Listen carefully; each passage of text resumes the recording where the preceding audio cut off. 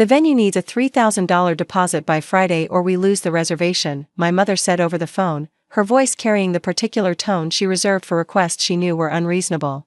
Victoria's shower is Sunday and she's already invited 87 people. You're the only one who can afford it, Vivian. Please, for the family. I scrolled through my email while she spoke, looking at the digital invitation my cousin had accidentally forwarded me, the invitation to my own sister's baby shower that listed 87 guests and somehow failed to include my name. But why did I transfer the $3,000 without argument, and why, when the venue manager handed my sister an envelope on the day of her shower, did her celebration transform into something she never expected? Paid in full by your sister, the one you didn't invite. Enjoy. That was the note. Short, precise, devastating. But that wasn't the end of it. The venue manager cleared his throat and addressed the assembled guests. I've also been asked to announce that the after-party at Luminera has been cancelled. The restaurant has been booked for a private celebration. He glanced at his notes. A CEO promotion party. For the same sister who paid for this event. My mother's call came 37 seconds later. I didn't answer. The exclusion from Victoria's baby shower was the culmination of a lifetime of being treated as the family ATM rather than the family member. Victoria was 3 years younger, significantly more charming, and had perfected the art of positioning herself as the sympathetic victim while I absorbed the role of the successful but cold older sister. Vivian doesn't need support, she's always fine. Vivian can handle it, she's the strong one. Vivian should help, she has the money. These phrases had echoed through my childhood, my adolescence, my adult years. Every family crisis defaulted to my resources. Every celebration prioritized Victoria's feelings. Every conflict was resolved by my capitulation. I'd built a career in finance, rising through increasingly demanding positions, sacrificing relationships and leisure for achievement. At 41, I was about to become CEO of a major investment firm, the youngest woman and first person of color to hold the position in the company's 90-year history.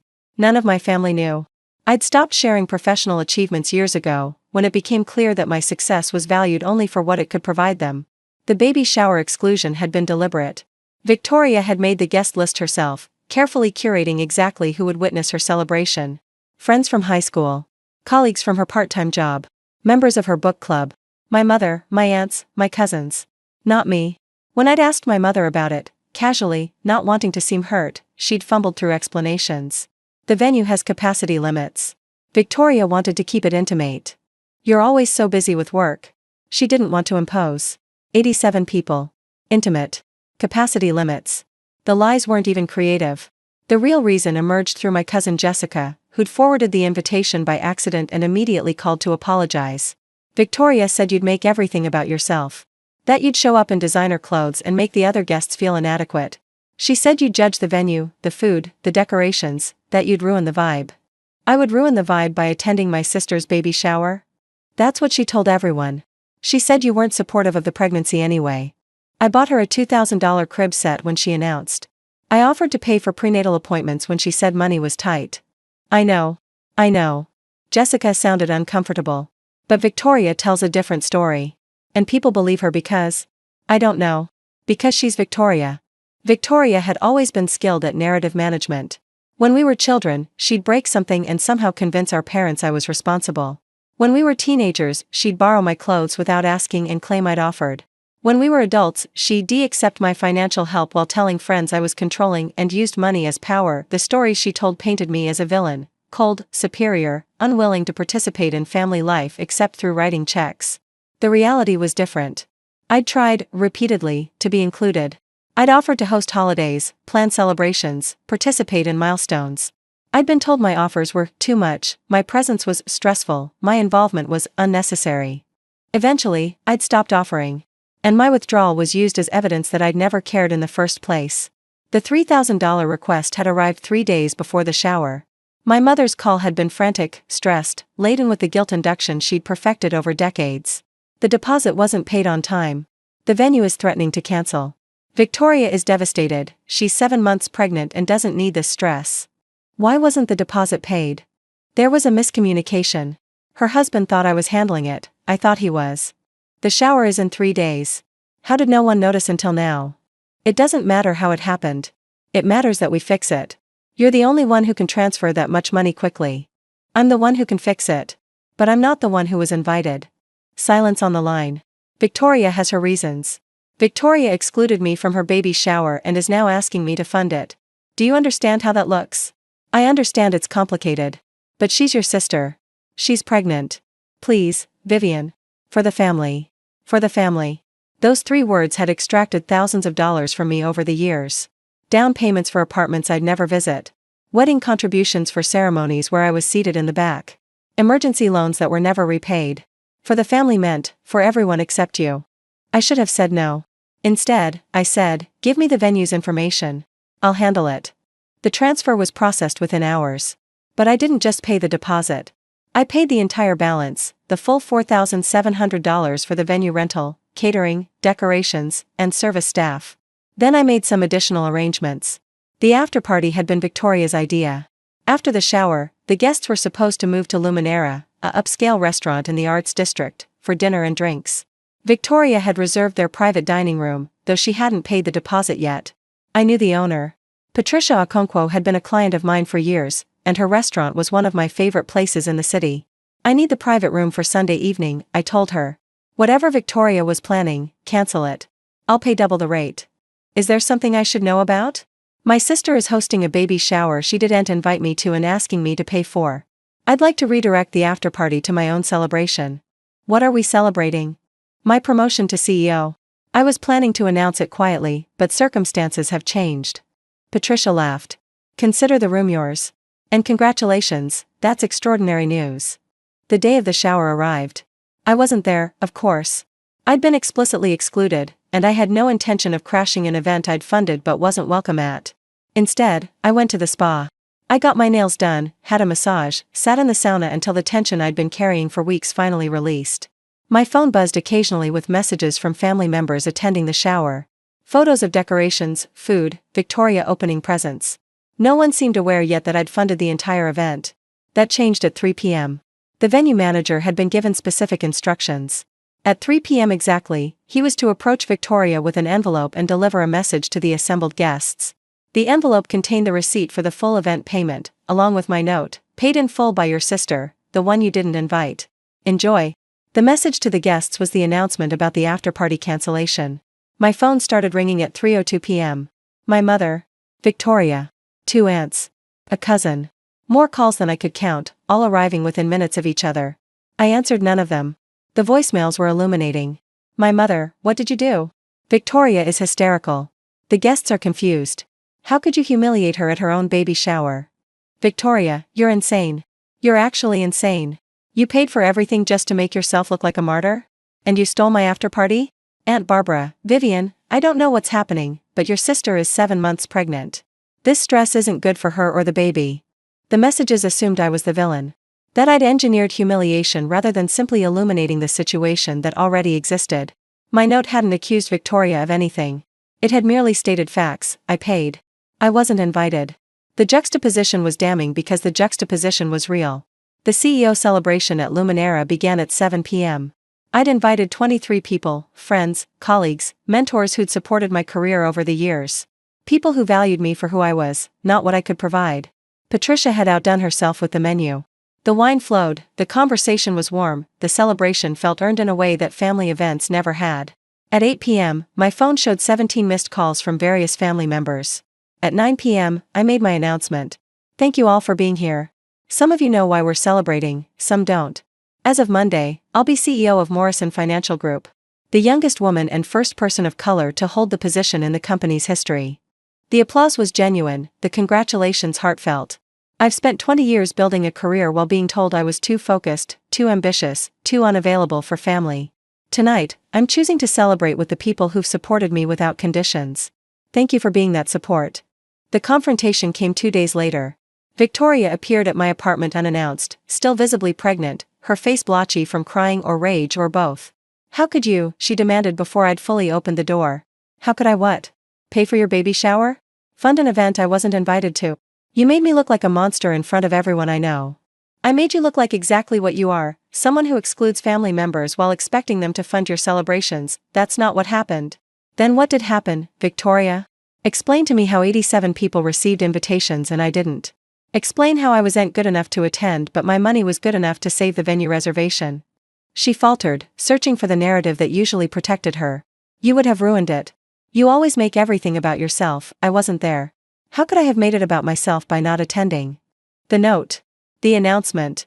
Canceling the after party. The note stated facts. The announcement stated facts. The after party was cancelled because I booked the restaurant for my own celebration, a celebration I didn't invite you to, which apparently is acceptable behavior in this family. Victoria sat down heavily on my couch, her pregnancy making standing confrontation difficult. You're so cruel, she said. You've always been cruel. Mom was right about you. What does Mom say about me? That you're cold. That you use money to control people. That you've never really cared about family. Interesting. Because from my perspective, I've spent 20 years being excluded from family events while being expected to fund them. I've been called cold for having boundaries, controlling for having expectations, uncaring for not accepting mistreatment with a smile. That's not how it is. Then how is it? Explain the baby shower. Explain why I wasn't invited. Victoria was quiet for a long moment. I didn't want you there because you make me feel small, she finally said. You show up in your expensive clothes with your important job and everyone talks about how successful Vivian is, how impressive Vivian is. I wanted one day where I was the center of attention without you overshadowing me. So you excluded me. So I excluded you. And then you asked me to pay for it. Mom asked you. I didn't know she was going to call you. But you didn't object when the deposit appeared. You didn't call to thank me, to apologize for the exclusion, to acknowledge what I'd done. I thought it was Mom's money. You thought our mother, who hasn't had that kind of disposable income in years, suddenly produced $3,000 in a day. Victoria didn't answer. We both knew she hadn't questioned the money source because questioning it would have required acknowledging what she'd done. The conversation continued for another hour. Victoria eventually admitted things she'd never said before: resentment about my success, jealousy about my independence, frustration that I'd built a life she couldn't imagine while she struggled with a marriage, a pregnancy, and a sense that her own potential had never been realized. You had everything, she said. Mom and Dad's attention when we were kids. The good grades, the scholarships, the career. I was always just Vivian's sister. You think I had Mom and Dad's attention? They put every resource toward your activities, your social life, your comfort. I was expected to take care of myself because I was capable. Every achievement was met with "that's nice" and a pivot to whatever you needed. That's not how I remember it. No. I don't suppose it is. We didn't resolve anything that night. Decades of resentment couldn't be untangled in a single conversation. But something had shifted. Victoria had been forced to articulate what she'd always felt, and I'd been forced to hear how my success had registered to someone who experienced childhood from a completely different perspective. Neither of us was entirely right. Neither of us was entirely wrong. But I wasn't going to apologize for the baby shower response. That had been a consequence of her choices, not an act of cruelty on my part. The family fallout continued for weeks. My mother called repeatedly, trying to mediate, to smooth over, to restore the equilibrium that had always worked in her favor. Victoria feels terrible. The whole situation has been blown out of proportion. Victoria excluded me from a major life event and expected me to fund it. The situation is exactly as proportioned as it should be. But family shouldn't keep score. I'm not keeping score. I'm declining to continue a pattern where I provide resources while being treated as disposable. That's not scorekeeping. That's self-respect. You've always been so hard, Vivian. Can't you just what? Accept exclusion with a smile? Pay for celebrations I'm not welcome at? Be the ATM without expecting acknowledgement? I didn't raise you to be this resentful. You raised me to be useful. I'm deciding now that usefulness isn't the same as value. The CEO role began as scheduled. The announcement had been made, the transition completed, the company's board had welcomed me with a celebration that stood in stark contrast to my family's response. At work, I was respected. At work, my contributions were recognized. At work, my success was celebrated rather than resented. It took the family situation to fully illuminate what I'd built outside of them, a community that valued me for who I was, not what I could provide. Victoria's baby was born 2 months after the shower. I sent a gift, a generous contribution to the baby's college fund, because whatever issues existed between Victoria and me, the child was innocent. I didn't visit the hospital. I wasn't sure I'd be welcome, and I wasn't willing to create a scene during what should have been a peaceful moment. Victoria sent a text 3 days after the birth: she's healthy. 7 pounds, 4 ounces.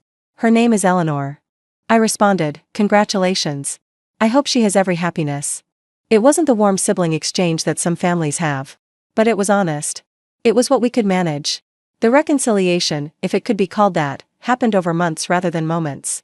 Victoria and I began texting occasionally, photos of Eleanor, updates about major events, cautious communications that didn't require the emotional weight of phone calls or visits.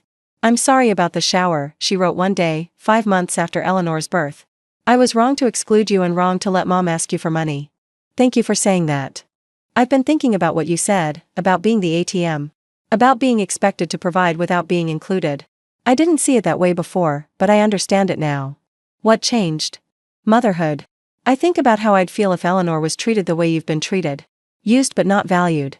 Expected to give but not welcome to receive. That's a significant realization.